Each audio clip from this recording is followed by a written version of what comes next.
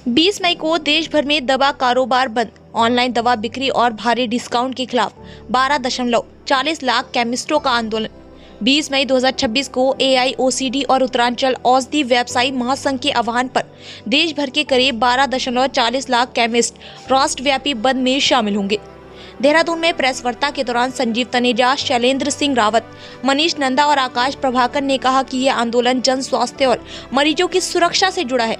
संजीव तनेजा ने बताया कि उन्होंने ब्लिंकिट से डॉक्टर के पर्चे पर 3 टैबलेट मंगाई थी, लेकिन 3 पत्ते भेज दिए गए। व्यापारियों ने आरोप लगाया कि ऑनलाइन दवा बिक्री, भारी डिस्काउंट, प्रीडेटरी प्राइसिंग, बिना वैध पर्चे के दवा बिक्री, एंटीबायोटिक्स की आसान उपलब्धता और नकली दवाओं का खतरा बढ़ रहा है। मुख्य मांगों में GSR 817 और GSR 220 ई अधिसूचना की वापसी, भारी डिस्काउंट पर रोक और अनियमित ई फार्मेसी पर सख्त कार्रवाई शामिल है।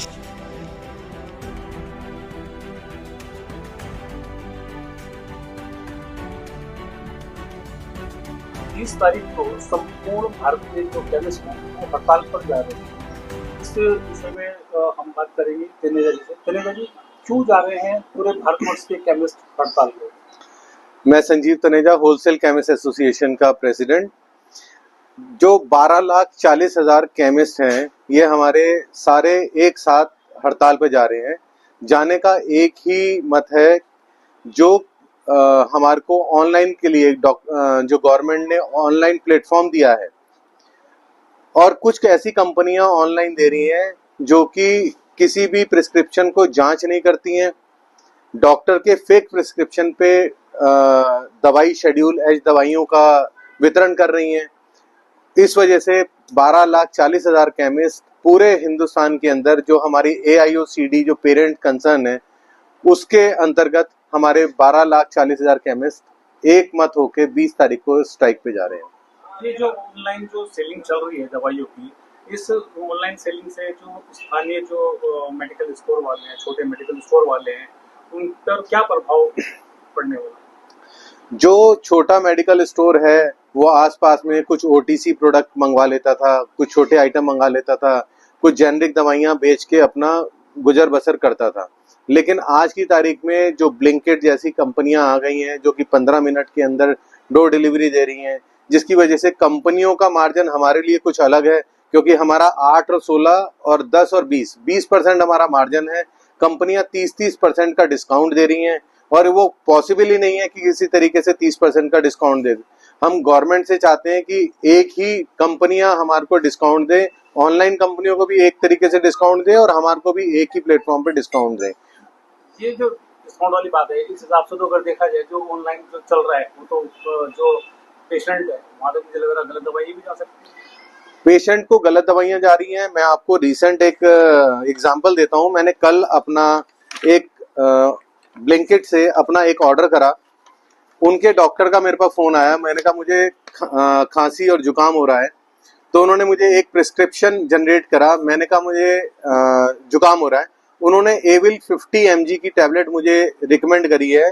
एक गोली रात को 3 बारी देनी है। सर, 1 मिनट बात करूंगा। क्या जिस प्रिस्क्रिप्शन में आपकी बात हुई है, क्या डॉक्टर से हुई थी या किसी ब्लिंकिट के बंदे से हुई थी आपकी? मेरे को कहा गया था कि मैं डॉक्टर बोल रहा हूँ, लेकिन मुझे नहीं लगता कि वो डॉक्टर बोल रहे होंगे। वहां से एक ऑटो जनरेटेड प्रिस्क्रिप्शन मेरे पास में आया, जो डॉक्टर ने कहा कि एक गोली रात को 3 दिन तक लेनी है, और उन्होंने कॉल को एंड कर दिया। उसके बाद में मेरे को लोकल जो वेंडर था उनका, उन्होंने प्रिस्क्रिप्शन मेरा बिल जनरेट करा, और बिल जनरेट करने के बाद में उन्होंने मुझे 3 गोलियों की जगह, जो डॉक्टर उनका लिख रहा है 3 गोलियां, मुझे 3 पत्ते, एक गोली में 15 गोलियां हैं, एक पत्ते में 15 गोलियां हैं, 3 स्ट्रिप्स मतलब 45 गोली मुझे डिलीवर हुई हैं। तो इतनी अगर उनके पास में कोई क्वालिफाइड फार्मासिस्ट होगा तो क्या ये ब्लंडर करेगा? क्या इस तरीके की गलतियां की जाएंगी? ये तो अभी शुरुआत है, अभी उन्हें लाइसेंस मिले टाइम नहीं हुआ। यही अगर हमारे किसी आसपास के किसी भी मेडिकल स्टोर पे अगर इस तरीके की कोई प्रिस्क्रिप्शन आता, तो हमारा मेडिकल स्टोर वाला ये देख लेता कि ये डॉक्टर आस का है, उसकी राइटिंग क्या है, सही दवाई देनी है, वो 3 ही गोलियां हमारे को देता। इन्होंने 45 गोलियां ये ब्लिंकिट से मेरे को डिलीवर हुई हैं।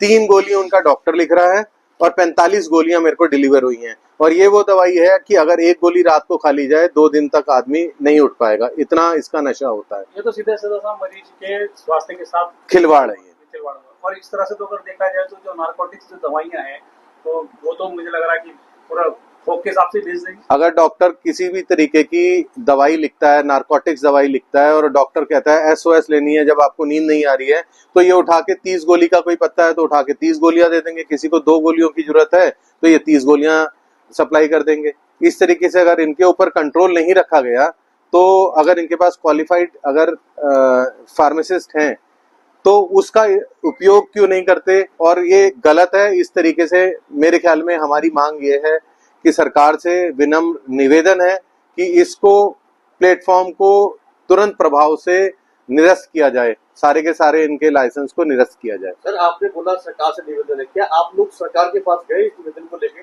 हमने सरकार को, प्रधानमंत्री जी को ज्ञापन दिया है। हमारे AIOCD की तरफ से हमारा ज्ञापन प्रधानमंत्री जी को गया है।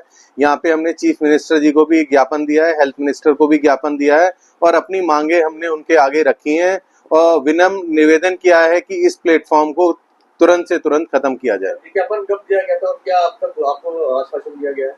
अभी उनकी तरफ से कोई आश्वासन नहीं मिला है। विज्ञापन कब दिया था सर? विज्ञापन हमने यहाँ पे चीफ मिनिस्टर को दिए हुए 1 हफ्ता हुआ है। यदि सरकार अगर आपकी मांगे नहीं मान रही है और इसको बैन नहीं कर रही है आपकी मांग के अनुसार, फिर उसमें रणनीति क्या रहेगी आगे? हमारा अभी ये है कि हम 1 दिन के लिए इस समय स्ट्राइक पे जा रहे हैं। पूरे ऑल इंडिया के केमिस्ट हैं, हम 1 दिन की स्ट्राइक कर रहे हैं। अगर हमारी मांगे नहीं मांगी जाती हैं तो जैसे ही हमारा पेरेंट्स जो हमारे कंसर्न है AIOCD जैसा हमें निर्देश देंगे, हम उनके हिसाब से अनिश्चित काल के लिए भी जा सकते हैं उनके निर्देश अनुसार। वैसे जैसे आप कह रहे हैं अनिश्चित काल के लिए भी जा सकते हैं, ऐसी कंडीशन में अगर किसी को मेडिसिन की जरूरत पड़ी तो उस समय में क्या कुछ रहेगा? हमारे इस केस के अंदर जो कॉरपोरेट हॉस्पिटल्स हैं, जो इंस्टीट्यूट्स हैं बड़े बड़े, वो हॉस्पिटल्स के अंदर मेडिकल स्टोर खुला रहेगा। गवर्नमेंट के जो अपने हॉस्पिटल्स हैं उसके अंदर मेडिसिन अवेलेबल रहेगी।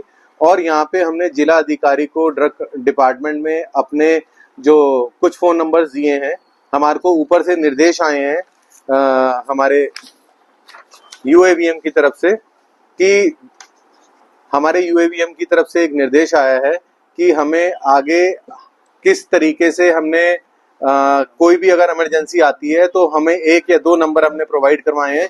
किसी भी तरीके के किसी भी पेशेंट का नुकसान नहीं होने देंगे। हम पेशेंटों के साथ हैं और हम नहीं चाहते किसी भी तरीके से पेशेंट का नुकसान हो, तो हम दवाई को बंद के दौरान भी उपलब्ध करवाएंगे। बहुत बहुत धन्यवाद।